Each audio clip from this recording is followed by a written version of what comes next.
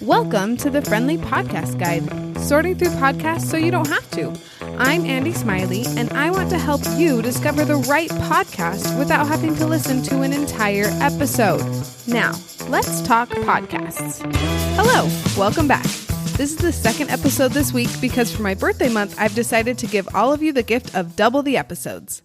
Dom Brightman is the host of the Going North podcast, where he talks to authors about their books and tries to keep them laughing with his sometimes off-the-wall questions. Before we listen to Dom's fabulous laugh, here are some details about the show. The show description is, the Going North podcast is an informational, inspirational, and motivational podcast where authors share their life experiences to help others advance themselves. The length of each episode is about 45 minutes to an hour long, and as far as being kid-ear friendly, Dom says it's probably better to listen to this podcast without kiddos around. The show is ongoing, with new episodes available on Wednesdays, Thursdays, and Saturdays.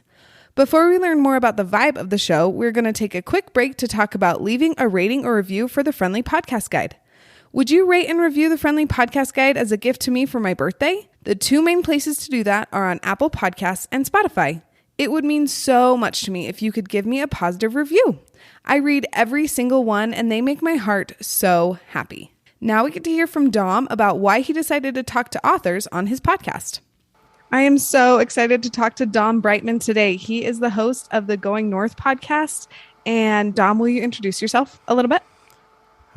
Sure thing. Thank you, Andy. So for those who don't know, I've been living under 73 rocks. Name is Dom Brightman, host of the Going North podcast, certified leadership trainer with the Maxwell Leadership Team, and best-selling author of the book Stay the Course, Elite Performers 7 Secret Keys to Sustainable Success. And my life mantra is advance others to advance yourself. I love that. I hope you have that framed somewhere in your house. Do you?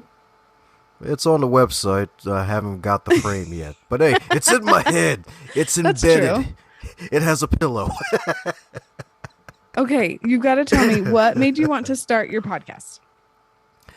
Yeah, so starting the podcast, it actually was a goal of mine for years on end. I actually heard my first podcast back in 2010, 2011, one of those years. I was still going to college back then, going for my IT degree. Because folks for years been telling me, hey, you got this radio voice. And I'm like, okay, well, I guess I should use it for something. And then I was like, I think it was around 2013, 14, around that time. I was like, after listening to a few guys on the show called The O Show back in the day, he basically had these 2-hour shows every Thursday. It was like something I love to look forward to every week. Like they were going strong for a few years and then they just fell off and folks grew on and did different parts of life and all the other good stuff. And I was like, you know what? I should start a podcast.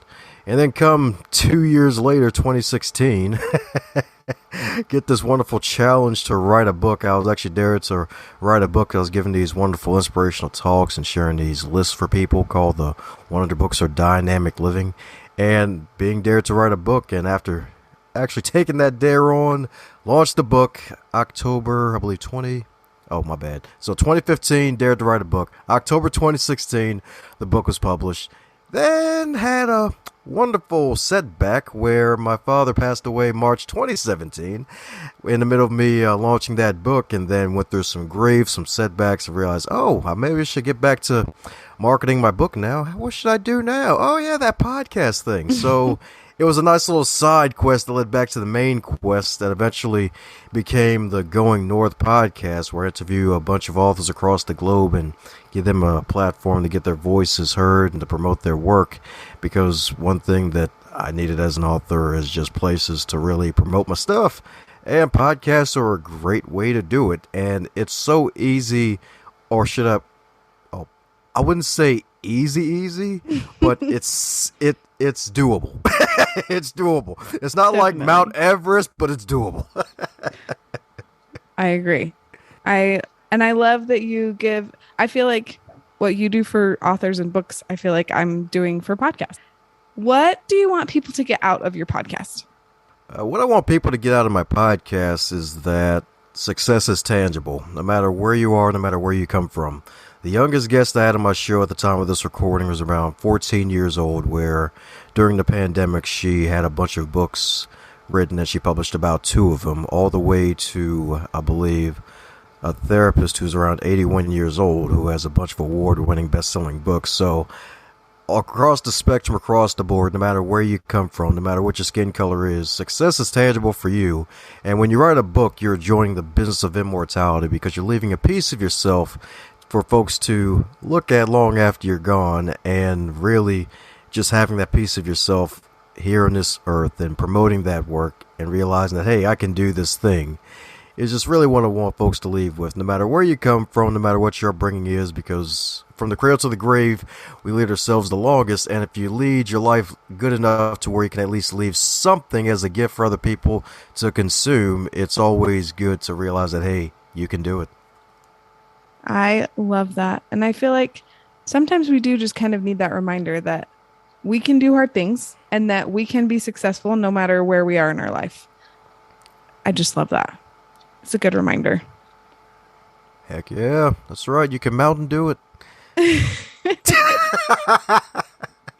Okay, so I feel like people have gotten a taste, but what would you consider the vibe of your show? The vibe of the show is a nice, smooth jazz vibe. It's like a Paul Hardcastle CD. It's like looking up some smooth jazz tunes on YouTube with the touch of K-pop. You know, it's like misdirection on every now and then with the guests, because I got this wonderful question I asked guests probably around a good, I'd say 75% in the conversation, like, hey, if your book was a food, what would it be? And a lot of folks are like, the hell?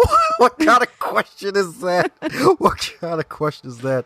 Because it's really all about keeping it lighthearted and playful, because in this reality that we're in nowadays, there's a lot of pain that a lot of people are going through. And my podcast, I want it to be a hub where folks can, if they can, get a slice of playfulness, lightheartedness in their day, because like I usually try to laugh with every guest and get them in a good mood, and sometimes we laugh silly before we even press the record button. So it's really all about a nice, chill, lighthearted mood. If they get a laugh out of it, that's great. If not, I still get laughs out of probably 98% of the interviews anyway. So hey, that's the main idea. There you go. I'm sure that you are healthier because you laugh so much. Oh yeah, that's right. I'm chocolate. Don't even need a Hershey's wrapper, so I'm always healthy. Oh my goodness, I love that. Milk chocolate in the Milky Way. We're going off the rails and we haven't even been talking that long. You have to tell me, what is your favorite episode or a couple of favorite episodes? Because I know that's kind of hard. It is. That's why I'm going to do a switcheroo on this. And episode 1000 is going to be my favorite episode because I have a growth goal for the show. At the time of this recording, I'm about 518 episodes in that are up there. And counting all the bonus episodes, I'm about 680 episodes in. And a growth goal for the show is to interview over 1,000 different authors across the globe. And about halfway there. So episode 1000 is definitely going to be the favorite episode because it's a real goal and it's something I'm shooting for. And if anyone wants to check out some other episodes that have been well received, you can head over to goingnorthpodcast.com. I mean, at the top of the bar, there's at least 10 different wonderful episodes that were featured and folks really liked a lot. So yeah. I love that. So what are you going to do to celebrate when you get to 1,000 episodes? I have no freaking clue. Well, you got to figure that out. I don't know, probably a big party or something. Invite all the guests to like a big shindig. Hopefully things will be a lot more closer to 2019 than 2020 by that time. Hopefully. Definitely do a big fat giveaway, like interviewing all these authors. I've collected a lot of the books, so it's probably going to be a big, hey, win your own Going North podcast library. It won't be like every single book, but it'll be a lot of books, and that'll be a big shipping cost from yours truly. So, yeah. That's a pretty good celebration. I can get behind that. That's awesome. Oh, yeah. And would you consider your podcast okay for little ears? There's no heavy swearing in there, but there's a lot of innuendo if you are a deep thinker like me. So Like, I guess no for the safe side. I mean, yes and no. It's like there's no like heavy swearing if you have soft ears, but there may be some references that kids might understand and might not understand. It may be a little Okay. off the So rails. maybe stick your headphones in just in case. Okay, we Yeah. can do that. Yeah, listen to headphones with this podcast. Sure. Or, when the kids are in bed or outside playing or whatever. Okay, is there anything that we missed that you want to touch on?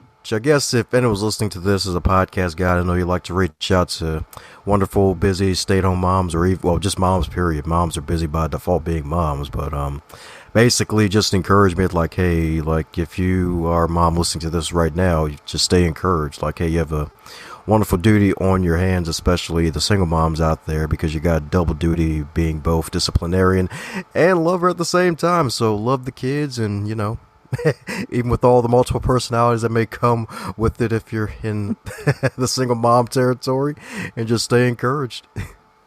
Thank you so much. That is so sweet. And speaking as a mom, I can always use all the encouragement I can get. And where can people find you? Yes, so if you head over to the wonderful website, goingnorthpodcast.com, you can catch the Going North podcast. And if you don't like websites, you want to be mobile, we got the podcast on all the pod platforms. If you love the Apple of Eden, we got on Apple Podcasts. It's on Stitcher if you love crochet, so all the Pandora's box goodness. It's even on YouTube, too, so you can't escape me. There's no escape. The chocolate is being spread everywhere. Perfect. I love that. Well, thank you so much. I can't wait for my listeners to start listening and hear about the good books and just hear your fabulous laugh. Oh, well, thank you, Andy. Appreciate you having me on. Isn't Dom a riot? I hope you enjoyed our chat as much as I did. Thank you for listening to this episode. If you want to hear about more podcasts from me, please follow or subscribe on your podcast app of choice. And just a reminder, for my birthday month, could you please rate or review this podcast? It would mean the world to me. Talk to you soon.